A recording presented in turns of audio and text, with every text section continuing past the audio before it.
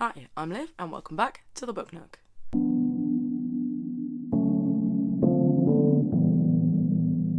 Hey guys, so it's been a while. I can't even say it's been a while without it sounding ever so slightly like Critical Role / Stained. It's been a while. So I realised I hadn't filmed a video in a little minute. I had been fully intending to film one more recently than this, but as you may be able to tell from the voice, I have been a little under the weather. So slightly miraculously, until this point, I have avoided any of the various colds and bugs and things that have been going around, which is particularly miraculous when you consider I look after a 3-year-old most weeks, and at one point, he threw up all over me 3 times. And somehow, I got away with it. But in this last week or so, I have finally succumbed to a cold. It's not been too bad, but my voice does sound a little bit, croaky. I'm also trying my hardest to ignore this bit of hair and not touch it, because it doesn't want to do what I wanted to do anyway. So it doesn't matter. Touching it does nothing. I've got this weird jumping muscle in my leg that's like moving independently, and I can see it, and I don't want to look at it because it freaks me out. But I know I can see it, so when I feel it, I know that if I look, I'll see it, and then I get freaked out. And So in my last video, I talked through my TBR for The Savages, both Simon and Louise, bookish hibernation for the autumn. That was why everything was orange. Smart! And I mentioned in that video that I might try and do like a small Norse-Vember video, kind of catching up things since last year, but I can't be fucked. And I also mentioned about doing a haul, and I've decided that just ain't happening, because the amount of books that I somehow acquired in October and the amount of books I've acquired in November so far is frankly ridiculous, and it far outweighs how many I've read, and it would just be 2 very boring videos of me going, here's a book, here's a book, here's a book, here's a book, here's a book, here's a book. So I'm just not gonna. But even saying I'm not gonna, it makes me feel weird because I kind of want to, but I'm not going to. I don't know why it is, but at the moment I'm even more conscious than I have been previously of BookTube and stuff becoming this thing that just kind of makes people feel bad about how many books they can acquire or how many books they can read and stuff like that, and I don't want to feed into that. And in a way, yeah, I'm kind of embarrassed of how many books I've acquired over the last couple of months, because it's just kind of a little bit ridiculous. And what I normally do is I keep all the books that I have sort of acquired through the month on this little table here next to my chair in the Book Nook, and I leave them there until I have hauled them. Filled that table up in October, had to move on to another one in November, and I need my tables back. So I'm just going to put them on the shelves, although that's going to be a whole thing in and of itself, because I've run out of shelf space. I feel a cull coming on. So I'm just going to put them on my shelves and read them one day, and let's just pretend this whole sorry affair never happened. So I haven't done a reading wrap-up since the end of September, and I did that towards the end of September, even before the month had finished, because I just wanted to wrap up what I'd read. So for today's video, I'm just going to go through what I've read since then. And some of them I've read so long ago, I'm going to have to look at my Instagram and my Goodreads to remind myself of some of these books, because some of them haven't stuck in my head as much as I thought they would, and maybe that says some stuff about the books, or just my brain. So the first one I'm wrapping up that I've read since my last wrap-up is La Runemeister, Sally Rooney, Beautiful World, Where Are You? Now, I did a little Instagram post about this one, where basically what I said, and I stand by it, was alright. It was alright. I have realised that I'm possibly not so much of a Sally Rooney fan as much as I am a Normal People Came Along at the Right Time for me, and was a book that I very much took to heart. And as much as I like her writing, this one kind of just fell a little bit flat for me. Like, I could see what she was doing.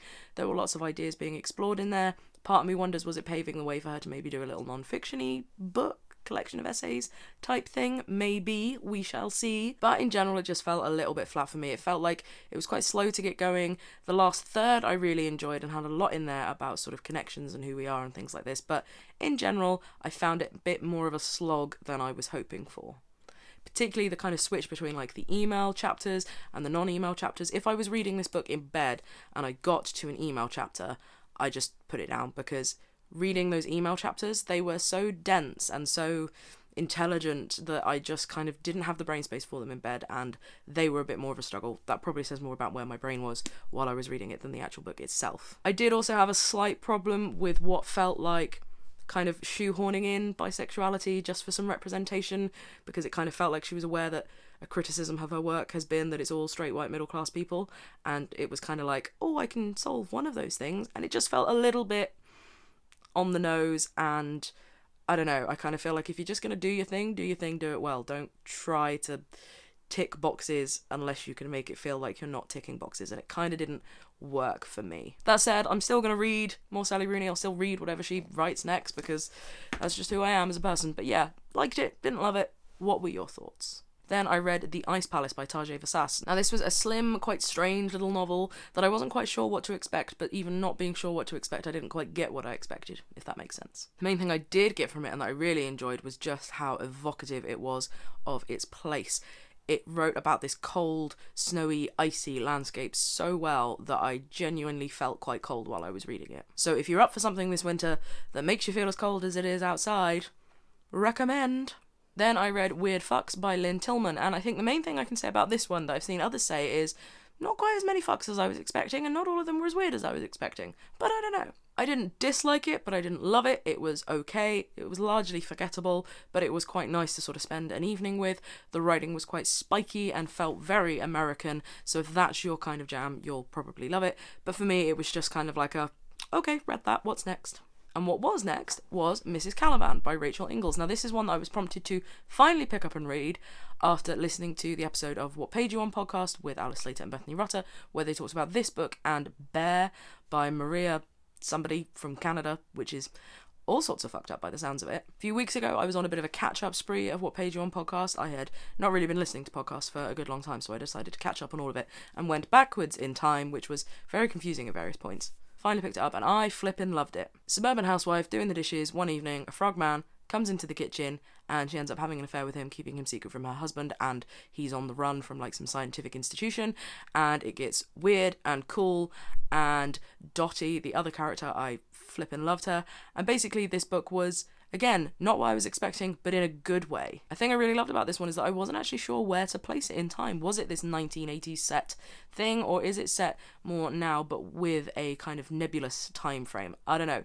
But either way, I really, really enjoyed this one. And mild spoiler alert here, incoming, so if you don't wish to know, skip forward 15 seconds or so. I can't remember who now, because I never remember these things, but I saw somebody suggest perhaps he was a figment of her imagination, and that sent me off on a whole new way of looking at this book, which I found very enjoyable. So I thoroughly, thoroughly recommend Mrs. Caliban by Rachel Ingalls. Next up, I read a book that, if I'm honest, I have toyed with doing a whole video on just this one book, but A, I haven't got the brain space, and B, I'm not sure how even I feel about doing, like, single book videos. So it's not happening, but I am going to talk about it here, and that is Little Scratch by Rebecca Watson.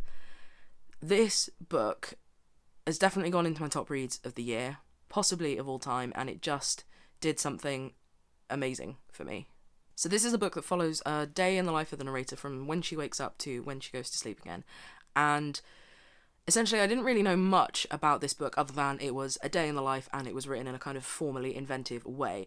So I did find it a little bit triggering when I ended up reading it, but that was because I hadn't paid attention to actually what this book was about. So, you know, trigger warnings, the main character in this has suffered a sexual assault, she has been raped, and it is dealing with the fallout of that. So if it's not the kind of book that you want to read, maybe stay away. But for me, despite the triggeringness, it was just incredible.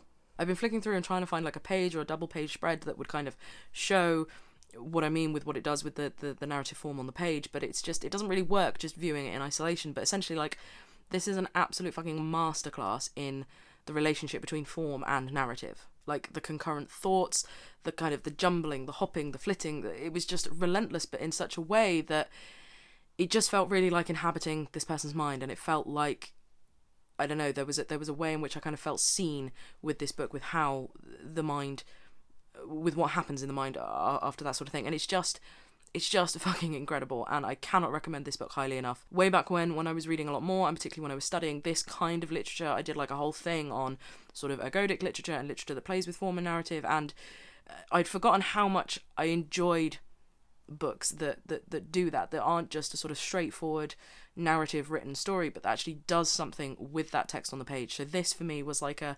reawakening of that love for that kind of literature and that inventiveness, and also just a prime fucking example of how to do it right and how to marry the form there. And I just if you read one book off the back of me talking about books and talking shit on this channel, please let it be this one. I fucking loved it. And I wish I was more verbose and able to actually talk about it better, but I'm on a lot of cold medication, so I can't fully do it. Then I finished on Kindle The Girl's Guide to Hunting and Fishing by Melissa Bank. This is one that I have been kind of reading off and on for flipping ages, because I picked up in a secondhand bookshop ages ago one of the little slim, tiny little penguin ones that from donkeys years ago that was actually an excerpt from this book, and I really enjoyed that little one, so I went away and I got a digital copy of the full thing, and it's taken me a while to get through because I kind of started it, wasn't in the right mood, put it down. And the thing with Kindle books is that it's that kind of, you can't see them, you forget that they're there for a while. So I forgot about that for a long time, but then I went back to it. Again, I really enjoyed it. It had this really kind of, again, quite spiky and American, which I know is what I've said about Lynn Tillman's Weird Fucks, but spiky and American in a very different way. It felt kind of quite fresh and bright, and yeah, really enjoyed it. Again, not loved, but really enjoyed. Then I read a little pamphlet, which is actually, I think, probably one of the top books I've read this year as well. And that was off the back of a recommendation of a friend who had had it recommended from somebody over in America. And that is The Least We Can Do by Josh Cook. Now, this is a little pamphlet on white supremacy, free speech, and independent bookshops. And it is, I think, only really technically available in America, but you can get it via Blackwell's. And if you are someone who works with books, be it through this old medium in bookshops, or actually if you're just in any kind of creative industry, you need to read this. I have tabbed it so much, I have scribbled in the margins, I have a lot going on in this here thing, and it's just fucking invaluable. Both as a bookseller and someone who talks shit about books on the internet, not as much as I used to, but I do still. It's just incredibly valuable, talking about what you want to embody in your bookshop and what you want to embody in your practice and how we follow through in that and the importance of it and ways of doing it. And yeah, anybody in any kind of creative industry, I mean, this is just really vague, just everybody should read this, but it is much more applicable to people in creative industries and then even more applicable to people in bookshops and working with books. I urge you to read this.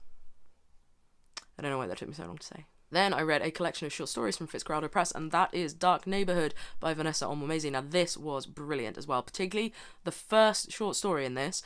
I've had rattling around my brain ever since I finished reading it, which was like nearly a month ago now. The writing in this is so poetic and it's so visual and just visceral and Again, I've talked about how Little Scratch kind of evoked some of those old reading practices for me. This one did the same in terms of the kind of writing that I always tried to do. And it kind of sort of, I keep using the word spiky, but each time it means something slightly different. But spiky is the only word I can use at the moment. Why is everything spiky? Again, slightly formally inventive. The content is often quite dark and weirdy and freaky, but it was just flipping brilliant. And the first story cannot get out of my head. So I thoroughly recommend Dark Neighborhood for you to read with your eyes and your brain.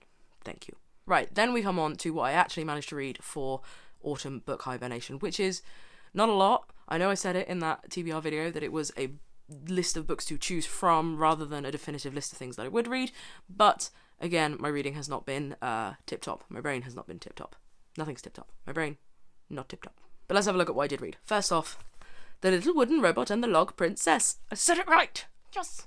Every time I tried to say that, I fucked it up. This is a children's book by one of my favourite illustrators, Tom Gold. You guys know how much I love his stuff. This is too big for me to actually fit in with my face. Tom Gold has done tons of illustrations for The New Yorker, for The Independent, or The Guardian, I can never remember which, and The New Scientist, and he is one of my absolute faves, and I've read his graphic novels sort of for adults and his collections of comic books, and this is his first book for younger readers, and it is about a little wooden robot and a log princess, which is just really satisfying to say when you can get it right. It's just a really sweet story about friendship and adventure and discovery, and it was a lovely way to spend some time. Next up, I read Bonfire by Kirsten Ritter, which I can kind of mostly remember what it was about, but I think the forgettable nature of it, again, is actually due to my brain and not due to the book.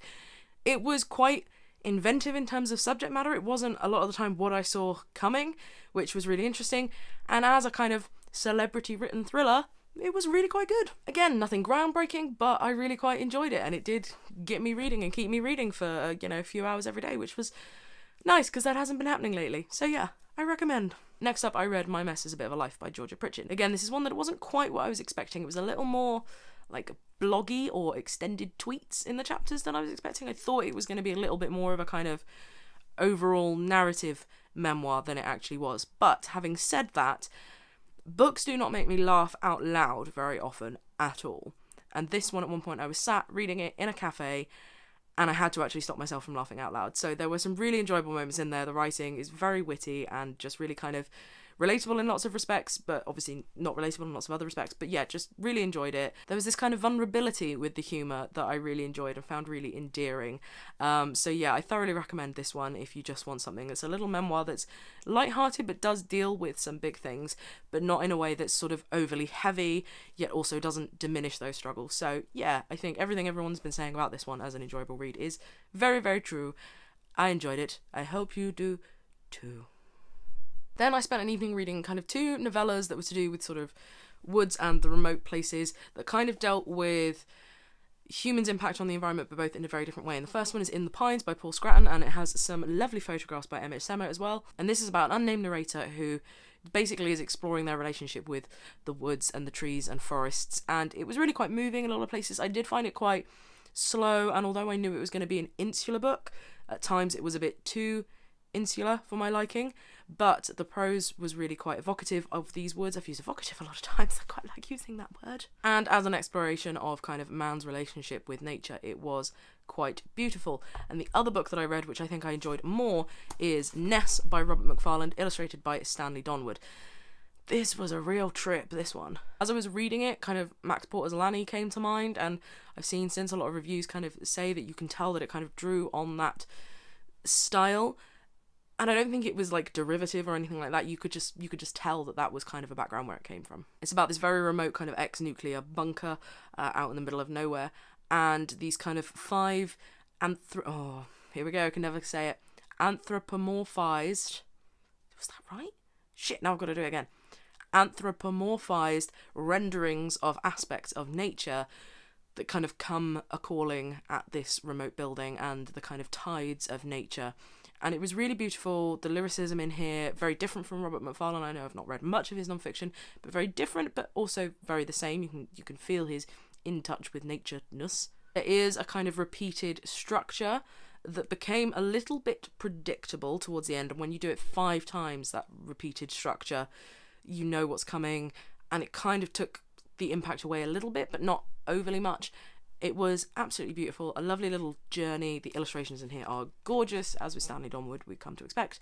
And yeah, I really recommend this one for just a weird kind of trip about nature and the kind of erosion of time, and time is a circle and death comes to us all.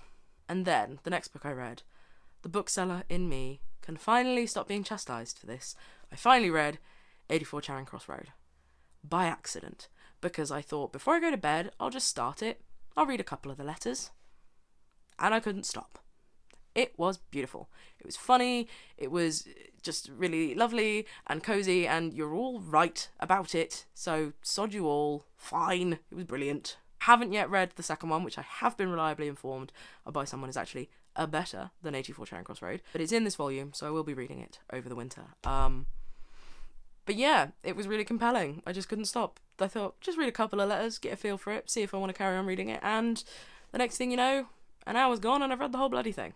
And then in the last couple of hours, I have finished reading You Exist Too Much by Zaina Arafat. This is one that I have been really, really super looking forward to. So this is about a young, queer, Palestinian-American woman who kind of flits back and forth between New York and Palestine, Lebanon, and all these other places, and it sort of deals with her relationship. Now, it ended up not being quite what I expected, so I ended up feeling a little bit disappointed. I wasn't expecting quite so much of it to be based in a kind of therapy setting, in a kind of rehab-like retreat.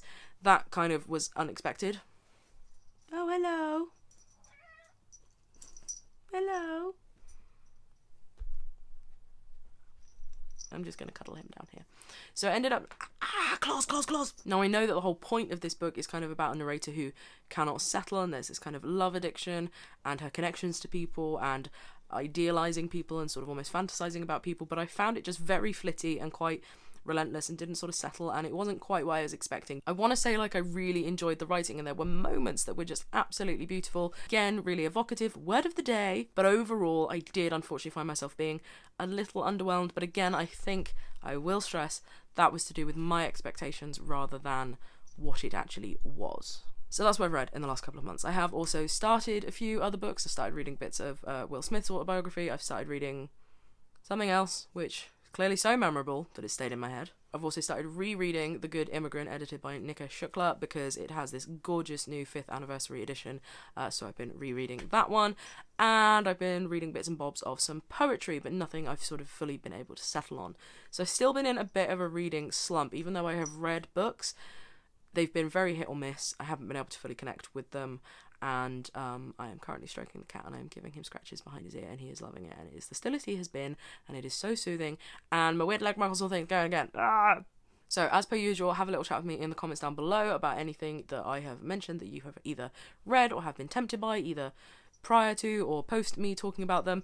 Just have a little chat with me in the comments below. I had been vaguely toying with doing Vlogmas, by which I mean the thought crossed my mind, shall I do Vlogmas? And I went, ha ha ha, no. I have simultaneously not enough going on in my life and too much going on in my life for me to think about truly contemplating doing Vlogmas. I wouldn't even know what to do.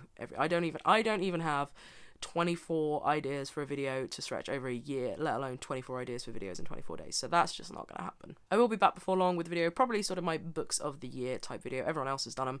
I'm behind on the curve, and I don't feel like I'm going to read that much more before the year's out, so feel like I might as well do it. So, thanks very much for watching, and I will see you again soon. Goodbye.